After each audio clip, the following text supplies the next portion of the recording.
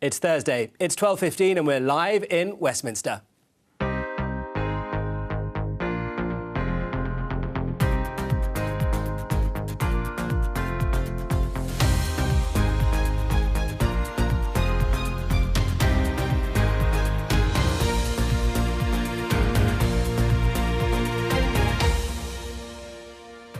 With me today, Conservative MP and Rishi Sunak supporter Claire Coutinho, Labour MP and Shadow Fire and Police Minister Sarah Jones, political editor of The Sun Harry Cole, and political editor of Politics Home Adam Payne. Today, only two people left in the race to be the next Prime Minister. Rishi Sunak won most of his fellow MPs, but will party members back him? Who is the best person to defeat Keir Starmer in the Labour Party at the next election? I believe I'm the only candidate who can do that. Liz Truss is currently polling better with members and says she's offering big change. For the past 2 decades, there's been a consensus on our economic policy, and it hasn't delivered economic growth. Public sector workers threaten more strikes over pay. Are they getting a fair deal? Hasta la vista, baby. Thank you. And Boris Johnson is departing the political stage. But will he be back?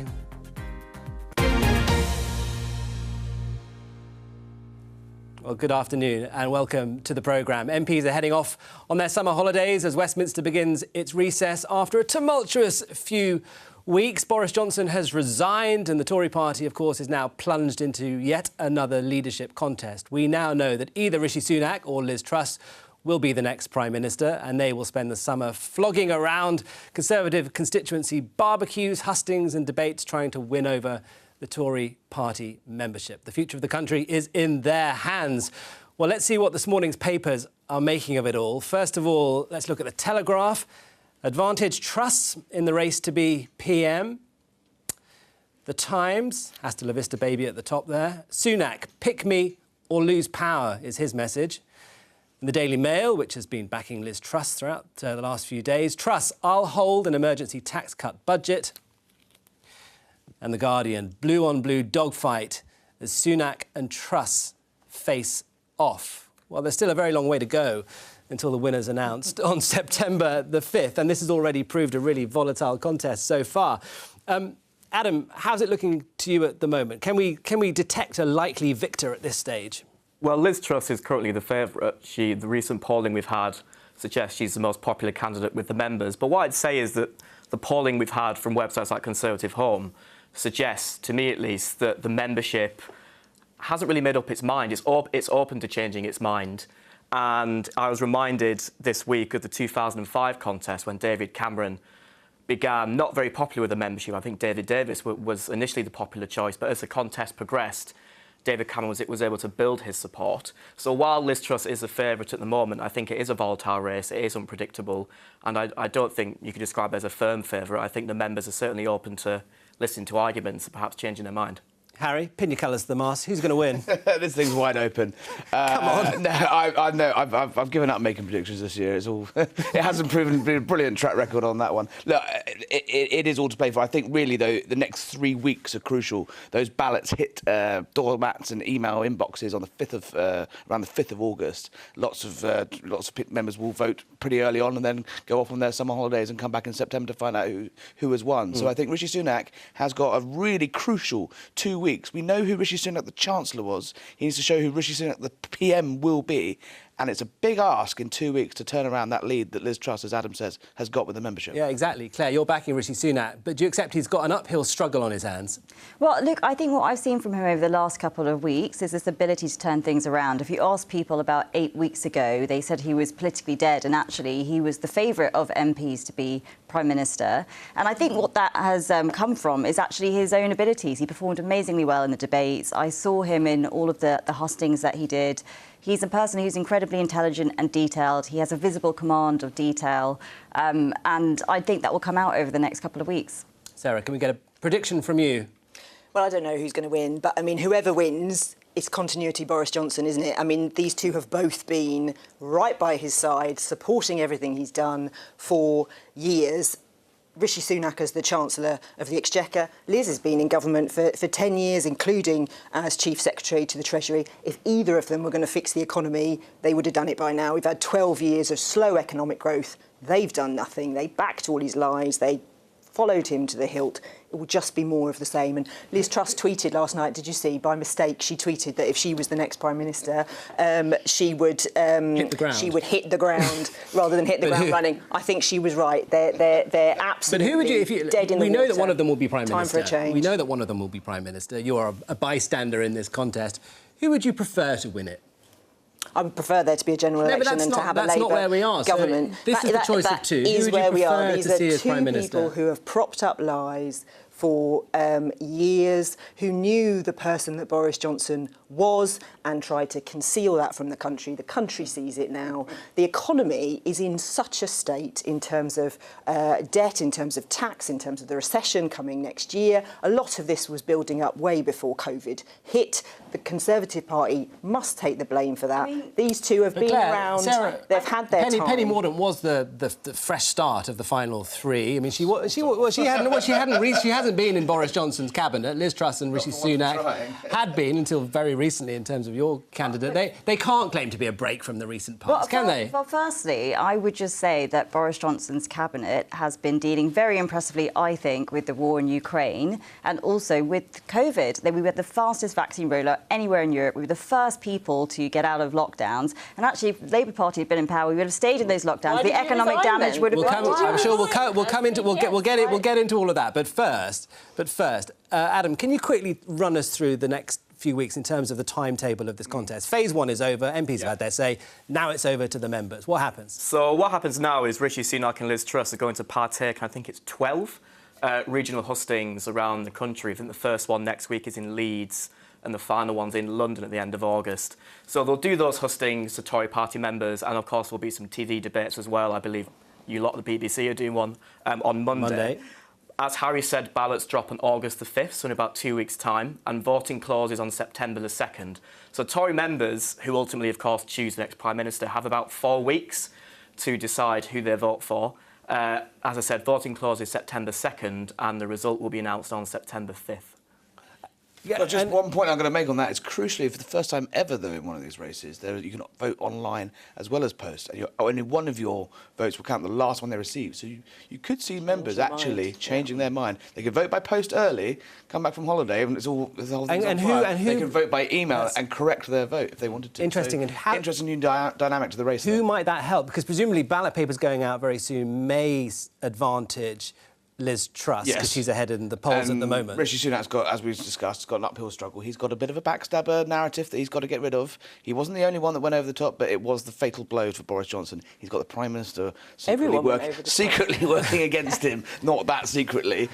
He's got to hit the ground running, so to speak, with some big policy ideas to win over the voters very quickly. Do you think... Go on. I was going to say, if you're Rishi Sunak, really, you want Tory members to make their final decision as late as possible. Yeah.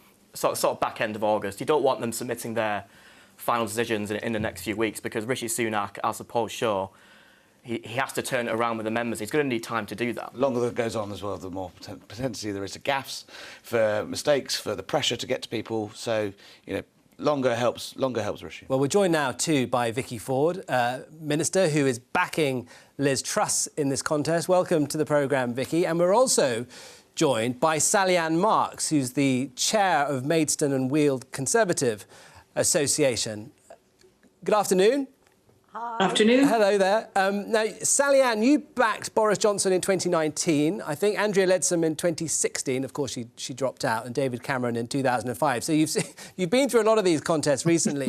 And as this now pivots to you and the Tory party members, what are you hoping for? What are you looking for in this race? Well, I'm looking for somebody who's going to be our next Prime Minister and lead us to a victory in the next general election, of course. And that's going to be quite a difficult balance. But I'm looking for somebody who's got real vision, who's got real leadership, integrity, of course, and who's really got a plan to pull the party together and get on with the job. And you're still undecided, aren't you, Sally-Ann, at the moment? But I wonder... Yes, You are. When it comes to the final decision you make, are you voting predominantly with your head or your heart? Both, I hope. Both, absolutely. But I really am taking my time. For me, it isn't a very easy decision. I think they are both extremely good candidates, quite different. But I'm really wanting to listen to the hustings. I feel that's really important, to actually see them in person, to be able to perhaps lodge a few questions to them, and really to listen to them between now and then. And as one of your participants was saying earlier on, I'm uncomfortable with the thought that people are going to get their voting papers so early. I'd like to have 2 or 3 weeks when we can all really listen about the two candidates that we have left. Well, there are about 160,000 of you who now have the future of the party in the country in your hands. We can see here the makeup of the Conservative Party membership. This is research done by Professor Tim Bale, big expert on the Conservative Party. His latest research shows that 76% of Tory party members voted Leave, 63% are men, almost 40% are over 65. Almost 60% live in London and the south of England. 95% identify as white British. So, I mean, Sally-Anne, they're not very representative, are they, of the whole country, the Conservative Party? Well, I disagree. And I think we are not a one-dimensional population. Many of us have different aspects to our lives. We are business owners. We've got families to care for and who we care for. We are all different ages and different backgrounds, and quite rightly so. It's quite wrong to pigeonhole all of us as that, white male over 65 living in the southeast. Well, they're the statistics. I mean, that is the demographic of the Conservative Party membership. It may be a statistic, but behind a statistic lies detail, and that's perhaps what isn't picked up in a statistic. Well, let's hold on there, Sally-Anne, and because we can help you hopefully try and make a decision about this contest as Claire and Vicky discuss some of the issues that will clearly dominate in the coming weeks. And the first one is the economy and tax, which has been the predominant issue so far. Vicky, let me start with you. Liz Truss gave an interview this morning saying that the last 20 years of economic policy had effectively been a failure. She's promising massive economic change, but Liz Truss has been at the heart of the government for years already. Why didn't she say anything before now? So first of all, I'm backing Liz because I've seen her in action and I've seen that she's a person who delivers, who gets things done. I've been working with her at the Foreign Office, where she came in after all the mistakes of Afghanistan, put the organisation back together, set really clear priorities, delivered the COP conference, got ready for the next crisis, and when Russia attacked, she was the person who held the free world together in standing up against Putin. She's a person who delivers. And she sees right now the situation that we have with the economy, which is the cost of living crisis that's impacting families up and down the country. And she quite rightly, in my view, says this is not the time to be putting taxes up to the highest level in the past 70 years. So the difference, this is not continuity policy from Liz, the difference is that she would reverse those tax cuts to make sure that we can continue growing the economy, bring investment into the country, get better paid jobs, and therefore have better paid services as well. Yes, and her pitch goes far beyond taxes. She's saying that the way the economy's been run for 20 years has proved to be wrong. I just ask you, why hasn't she spoken up before? She wants a dramatic sort of reset, it seems. Well, actually, she did speak up in Cabinet in opposing the national insurance rise that was proposed by the then Chancellor. Claire, Rishi Sunak has hiked taxes to the highest level they are for 70 years. He's overseen an economy that now is projected to have the lowest growth of any country in the G7 next year. I mean, it's not a record to be proud of, is it? Well, I mean, I think we have to remember that we've had a huge pandemic, and actually what's happened over the last couple of years is that we have seen a remarkable record on jobs. We were talking about 20% unemployment when the pandemic started, and actually thanks to his work, we now have record employment, record youth employment, which is not what all countries around the world have, and I think that is a record that's very, very important. And secondly, on the economy, we were the fastest growing economy last year. We're returning to growth next year. But this is a very difficult time. And the thing that I think is very good about Rishi on the economy is he wants to be honest with people and tell them that the number one problem that we have in this country is inflation. I mean, I think me and Vicky would actually agree that cost of living and growth in the economy are the two things that we need to sort out. We just have differences in how we go about them. And in my view, we have to deal with inflation first so that we can cut taxes. And the taxes that we need to cut, in my opinion, are the ones that enhance business investment, which is all the breaks that Rishi already did with the super deduction, which we know worked, and which he's talked about doing more of in the autumn. OK, Vicky. So we need to get more people into those jobs that Claire mentioned, which is why you need to have low taxes so people are encouraged to go into those jobs. That's why we want to, under Liz's leadership, take away that national insurance rise. We also need to get those better paid jobs, which means bringing more investment into the country. And that's why we need to keep the corporation tax down. It's not the right time to be increasing corporation tax. Liz also is a very passionate on supply side reforms, how you can make sure that you really do deliver that better regulation for the UK, so that we can look again at the regulation that was set by Europe, but refix it into priorities that will help unlock growth in the UK. So if I could just come back on that, because I think this point about growth is something that we both believe in, Vicky, and that's what the Conservative Party believes in. But we've been reducing corporation tax for some years, and actually you haven't seen business investment go up. And that's why we had that slight change of tack. So what we said is for the top companies, the top 30%, because all the small businesses are protected, corporation tax will go up, but we'll also have some of the most generous capital allowances anywhere in the developed world. And that's what we did last year with the super deduction, which was the biggest business tax cut, I think, that we've ever had. And I'm just curious why you think that approach isn't the right way. So another key supporter of Liz is, of course, Simon Clarke, the Chief Secretary to the Treasury now, where he's been looking at the free port that's been so successful in his part of the country. Rishi SUNAK policy. But what Liz wants to do is to unlock that type of success by making investment zones around the country so more parts of the country can benefit like that. And those are the sorts of reforms. We cannot have more of exactly the same, which is what Rishi is saying with his taxation policy. It's not working. It's hitting people's pockets. And what I want to have is a Prime Minister who actually delivers on the priorities of the people. And right now, sorting out their cost of living crisis is vital to them. Sally Ann, can I just bring you in briefly to let you respond to what you just heard about tax and the economy? How big is the tax issue for you right now? Well, of course, it's huge, and so many other things depend on it. So I suppose my question to Rishi is, I understand the stance he's taken. I absolutely do. But how can we therefore help the families in dire need right now? So on the 6th of September, what is he going to do to ease the burden of the cost of living? And for Liz, I suppose, I understand what, again, her stance. And, in many ways, they're both real conservative values. Of course they are. But cutting of taxes, how is that linked to curbing inflation? So those are the two sort of the opposite questions, I think. So I'm still, well, perhaps your studio guest can help me. Well, first of all, Harry, quick word with you. You want to chip in? Yeah, I just think our readers are going to listen to that debate, and if they're going to that's what they're going to get all summer. They're going to look at the Tory party and think these people are on a different planet. They want big retail offers, money back in their pockets now. How are you going to get through the autumn and the winter with £3,000 energy cap, talking about supply side economics and super deductors? Come on, guys, speak human.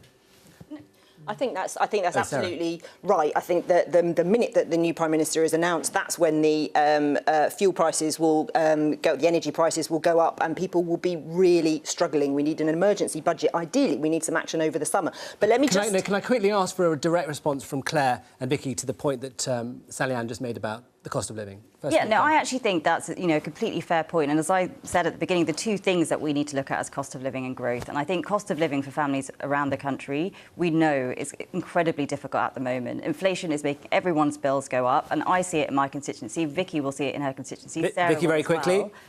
So the best way to put more money into people's pockets is to make sure that they have lower taxes on their paychecks. And that is exactly what will happen under Liz leadership. Let's move on to Brexit briefly.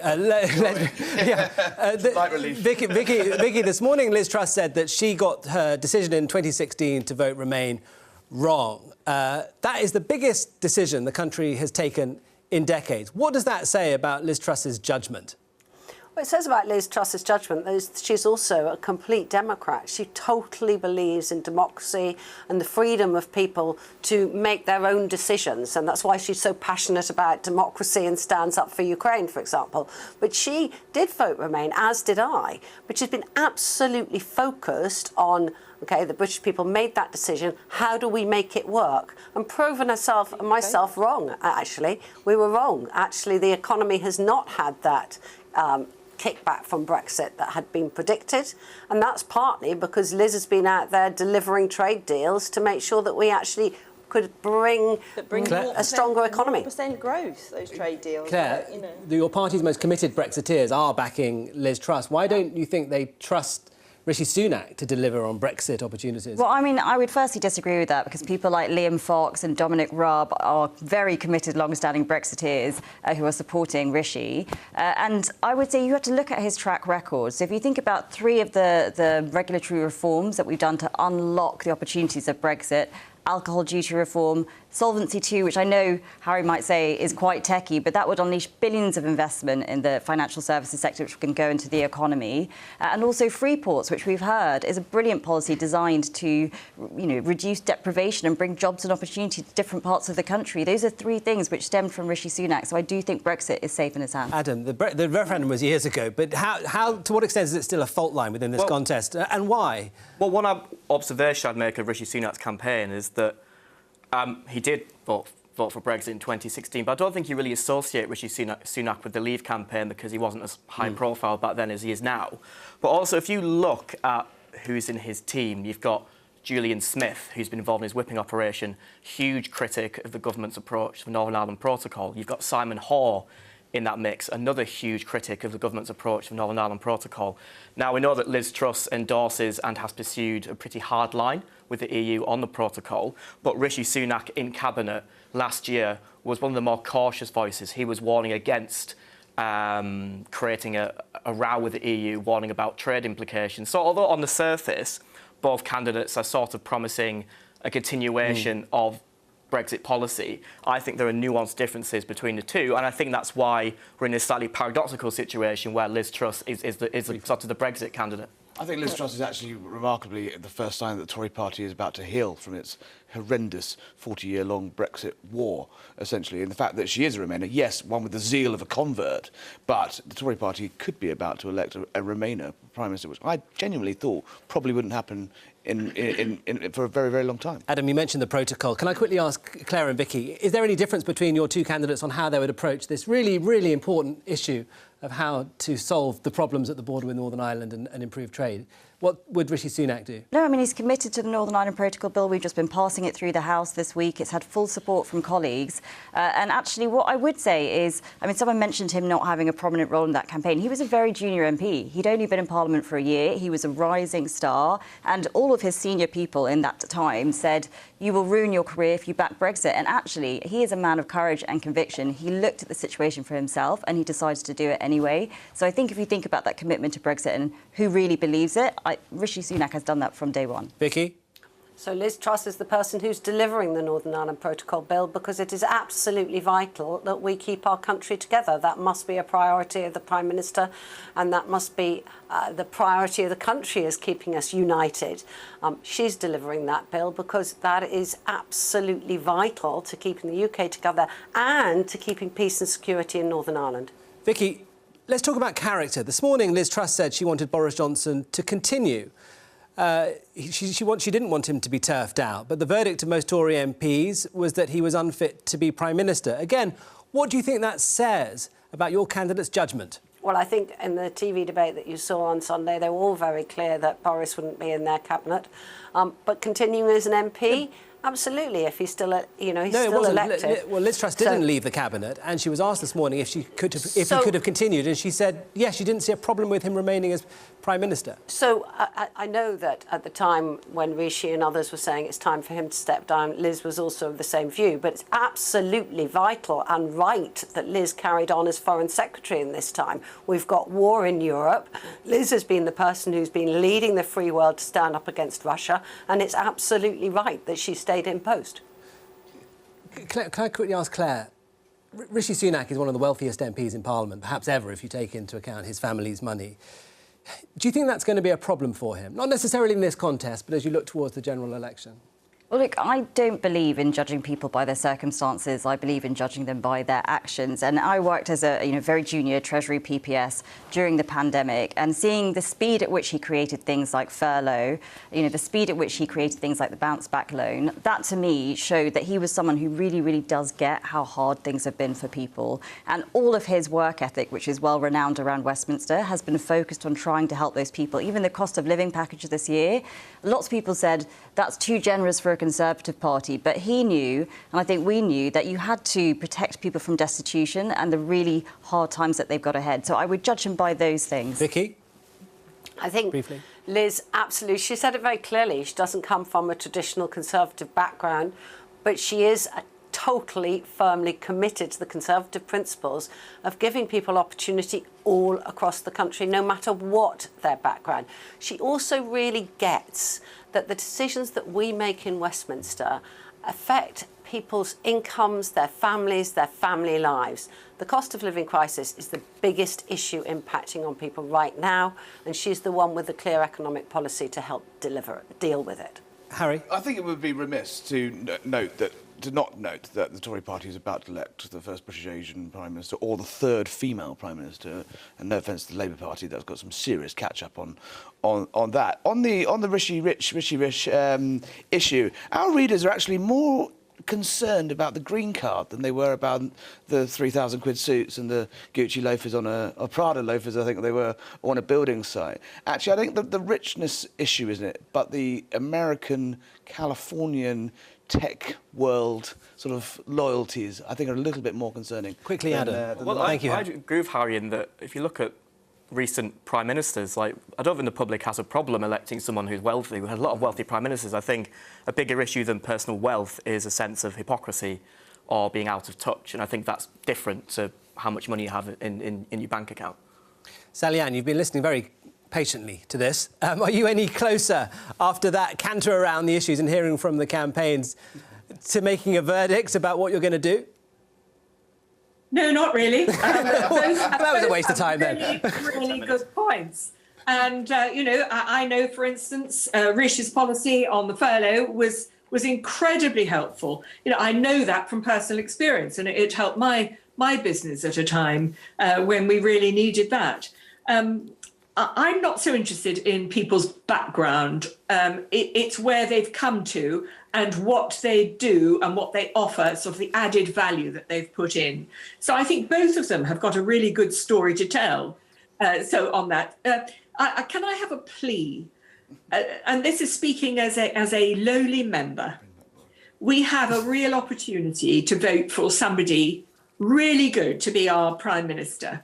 But I absolutely earnestly plea for a positive campaign between the two of them. Absolutely. There is nothing more off-putting or turning off for your average man, woman in the street than infighting.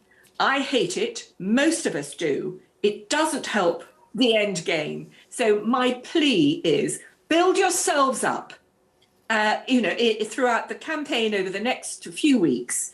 Let's have a positive campaign and bring the party together so that we can do the important stuff, which is to get on and do the business, form a good government and then win the next election. Would you like to have seen Boris Johnson on this ballot? There's a petition, I think, going around that's already got 2,000 signatures.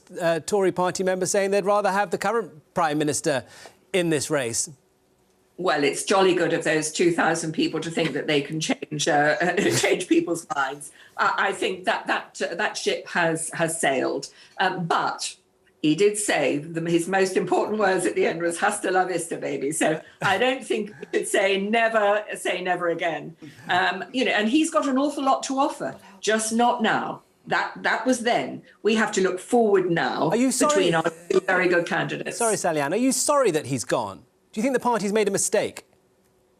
Well, I think I'm sorry about the circumstances that made him go. He had and has huge qualities and also some negative sides to him. And that's the cross that he'll have to bear. I hope that he will learn from the last bruising few months and maybe come back stronger and better at some point in the future. But that's way in the future. As Prime Minister, or? Well, we'll see. Well, who knows? Who knows? Sally-Anne, it's been great having you on the programme. Thank you very much. I'm sure we'll come back to you later on in the contest to see whether you're clearer into making a decision. And Vicky Ford, many thanks for joining us. You're welcome. Well, one of the first decisions or issues that the new Prime Minister is going to have to wrestle with, of course, is inflation heading towards 10% and a public sector workforce that is certainly talking about further strikes. The government announced earlier this week public sector pay settlements on a number of fronts. Teachers in England, the NHS and police. We can see a headline from the Times here. Teachers and doctors prepare to strike over risible public sector pay rises. Sarah, what do you think? What did you think about the pay rises that we've seen? I mean, they're quite complicated and they vary, obviously, by sector and depending on how senior people are. But clearly, on the whole, they're way below where inflation is. Do you think that they're stingy, mean? Well, the first thing to say is people clearly need a pay rise, a decent pay rise. People are really struggling with the cost of living. In September, we know prices are going to rocket even higher. I'm Shadow Policing Minister. I know of police officers who are having to use food banks, which is quite extraordinary. We've got NHS trusts opening food banks for their staff in their hospitals. So something has to be done. So much of it was avoidable. If you look at the way the Tories have run the economy, under Labour, we had an average 2% growth every year. Under the Tories, it's been 1.5%. That seems like this is before the pandemic and throughout. But let me just finish the point. That would have been the equivalent of about £40 billion a year that you would have had. So Rishi wouldn't have had to put those taxes up and we would have had more money for the public sector. So the overarching problem here is we've got a government that doesn't know how to run the economy. You've also got huge issues, not just pay, but we've got issues with conditions. So if you look at the different packages, what some of the pay bodies are raising are things like prison officers feel unsafe, NHS workers don't have flexible working, police officers are utterly demoralised, didn't even get the vaccine from the government when they were going face-to-face with people in conditions they couldn't control. So I'm not going to say what the figures. But you say they need it. But if you were in government, you would have to be making this decision now. You know what inflation is. You say people demand a decent pay rise.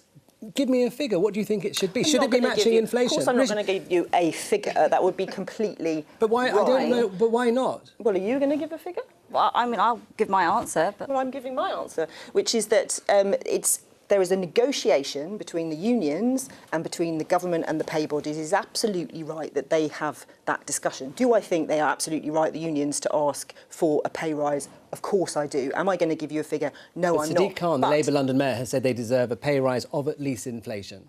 They deserve a pay rise, absolutely. What I think the government needs to be doing is getting round the table, and I've said this before, Kwasi Kwarteng over Liberty Steel, he talked to the unions, he tried to help. That's what the government ministers should be doing, but they're missing in action because they're all throwing rocks at each other on their, in their credibly divisive leadership debate. So they're not getting round the table. It's their job to sort out conditions, to sort out pay. They're missing in action, and they need to get round the table. Nobody wants strikes. Nobody wants strikes. The workers don't want strikes. No one does. But they are right to say we need to be listened to and we need to be taken seriously, and they are right to point out their low pay. Yeah, so I would say, for public sector workers, it has been tough, especially those who were working on the front line in the pandemic. The pay review bodies bring in lots of different people, and you have to make a very careful decision as government. The things that you're thinking about are, is this going to be inflationary? And therefore, the very people we're trying to give a pay rise may find that all of the things that they need to buy, the prices of those things go up. So actually, that pay rise doesn't feel as good as you think it might be. So they do have to balance those things.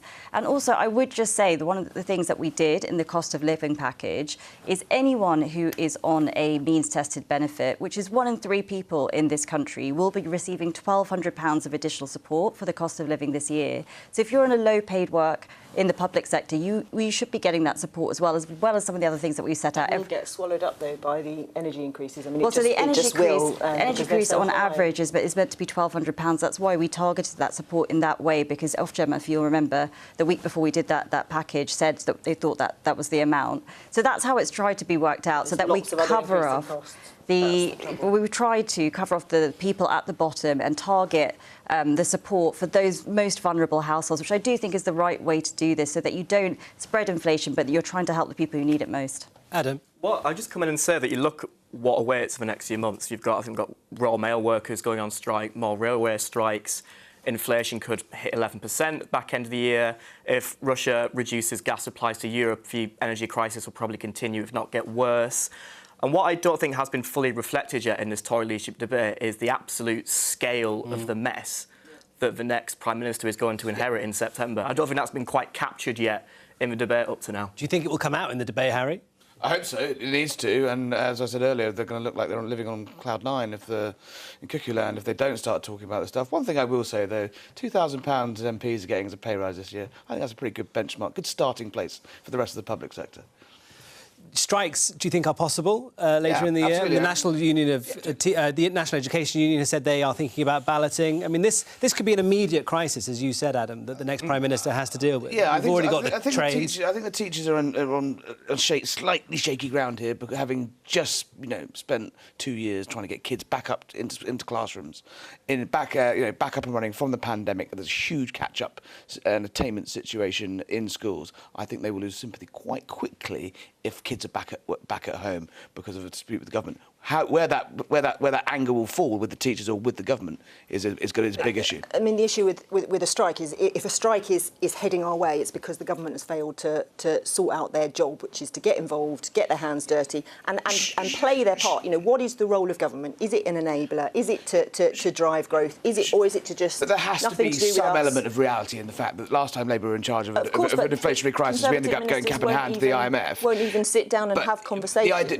But 12, 13, 14, whatever inflation is going to be by next year, at the end of this year, pay rises is going to lead to a spiralling inflation crisis. And that's just dangerous for the whole country. Issues. That's why they need to do a whole raft of things. But Sarah, unions are saying that these settlements are not fair, and I'm still not quite clear whether you think that they are or not. We know the figures. Well, there's loads of different figures. Sure. I'm not going to give you a figure of what I think is fair, because there is a negotiation ongoing, and that. But are they fair with inflation heading towards 11%? Right. I think the government need to get in the mix and sort out all of these issues. How do you grow the economy?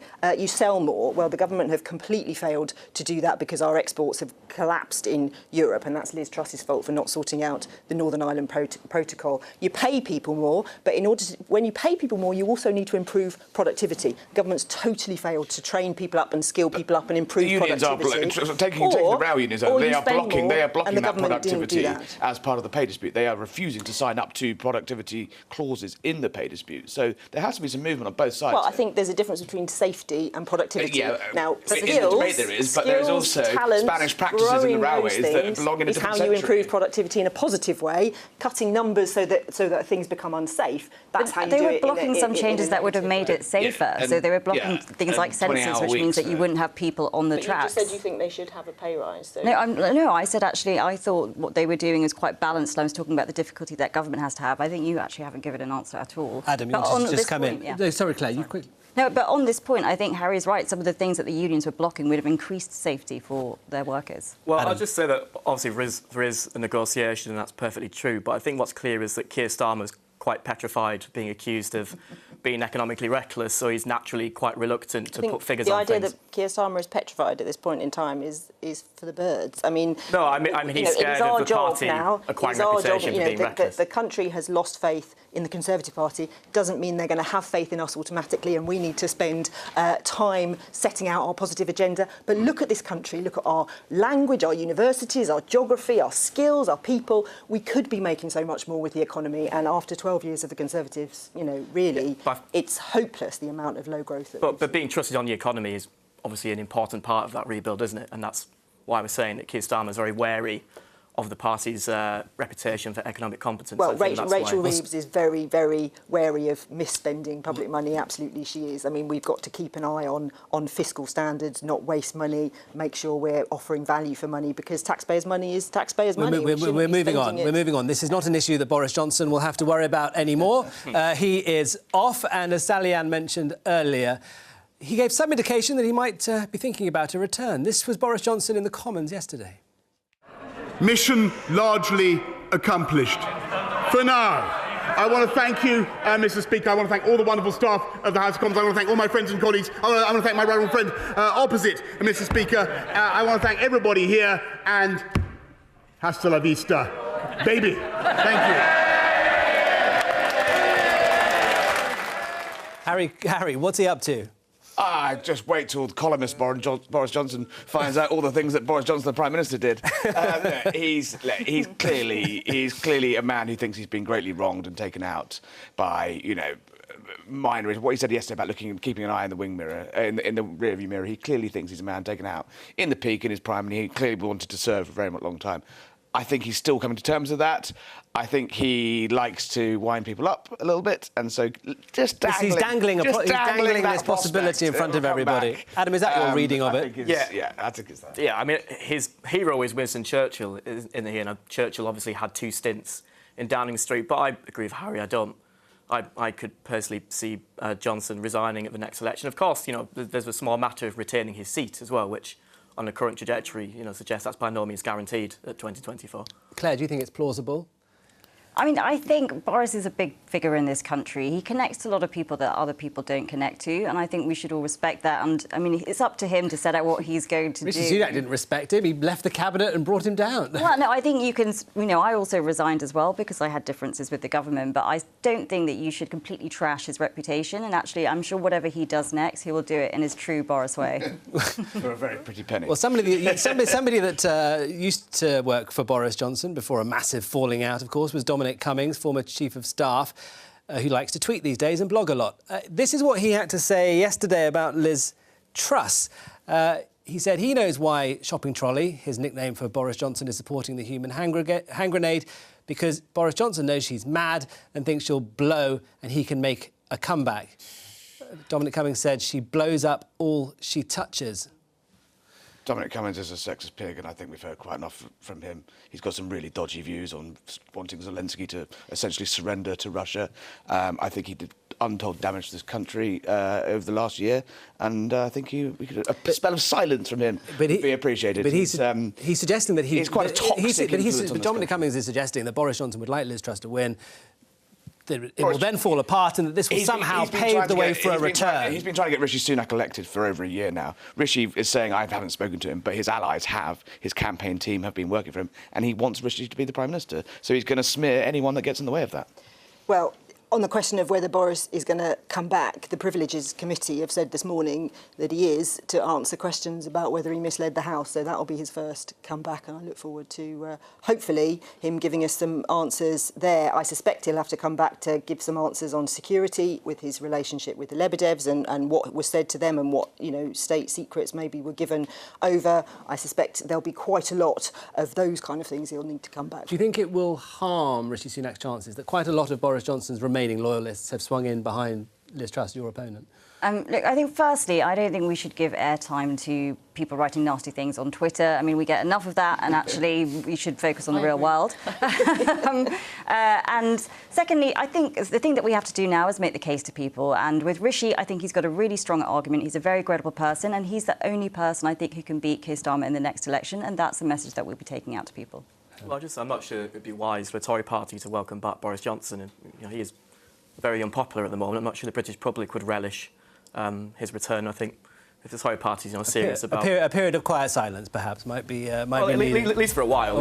You can have a. I think we're out of time, and that's all for today. I'll be back with Politics UK tomorrow, and Politics Live will be back here on BBC Two and iPlayer on the 5th of September. And that's the day we find out who our new Prime Minister is. We'll see you then. Have a great summer.